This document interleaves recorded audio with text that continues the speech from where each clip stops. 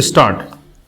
महोदय, हमने ऐसा प्रयास ही नहीं किया कि किसी परियोजना को एक ऐसा संयुक्त उद्यम माना जाए जिसमें उसके निर्माता, श्रमिकों, वहाँ रहने वाले अन्य मजदूरों, वैज्ञानिकों, प्रबंधकों तथा अन्य संबद्ध लोगों को भागीदारी का अनुभव हो। स्टॉप।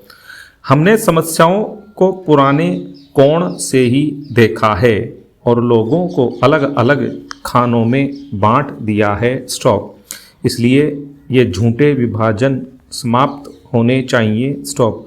हमारे समाज में ऐसे अनेक विभाजन हैं। स्टॉप। शायद वे सभी समाजों में होते हैं। स्टॉप। लेकिन हमारे यहाँ वे सामान्य से कुछ ज़्यादा ही हैं। स्टॉप।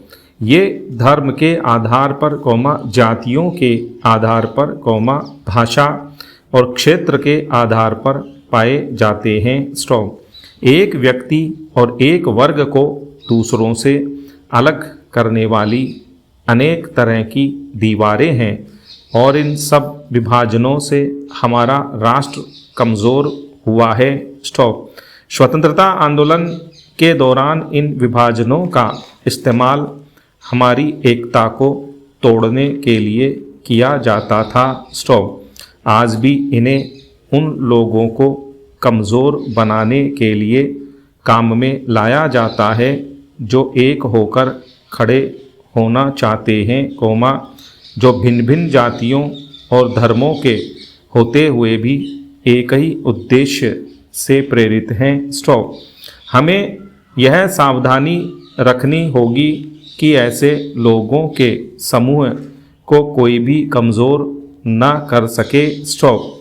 हमें ऐसे वर्गों का और विस्तार करने की कोशिश करनी चाहिए जिससे उनके अंतर्गत हमारे और भी अधिक ऐसे लोग आते जाएं जो एक विशेष उद्देश्य को पूरा करने के लिए कृत संकल्प हों, क्योंकि यही देश के हित में है, इसी से देश मजबूत बनेगा, देशवासी मजबूत बनेंगे जिनके अंतर्गत कोई एक वर्ग ही नहीं है, बल्कि सभी वर्गों के लोग हैं। स्टॉपेरा।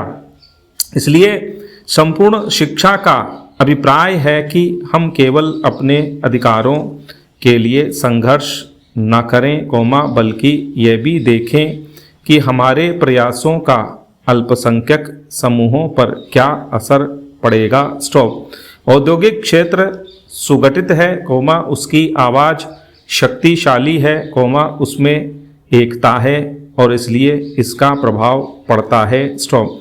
लेकिन हमारे देश में बहुत से ऐसे वर्ग हैं जिनकी आवश्यकताएं अन्य वर्गों से कहीं ज़्यादा महत्व की हैं। स्टॉप।